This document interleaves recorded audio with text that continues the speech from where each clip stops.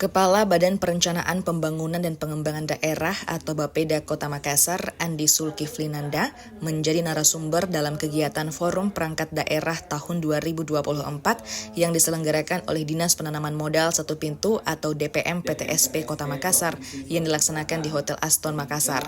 Dalam paparannya, Andi Zulkifli Nanda mengatakan Forum Perangkat Daerah ini memiliki perangkat yang sangat penting dalam rangkaian proses perencanaan, di antara lain sebagai ruang sinkronisasi untuk merumuskan dan mensinergikan program-program yang ada dan kegiatan antar perangkat daerah, sehingga komitmen pelaksanaannya perlu kita kawal bersama.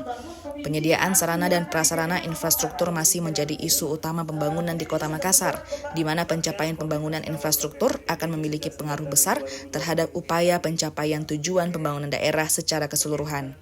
Andi Zulkifli Nanda menegaskan pentingnya keselarasan dalam pelaksanaan program-program kegiatan di sektor infrastruktur baik antar pemerintah daerah maupun kota agar pencapaian pembangunan yang jauh lebih baik.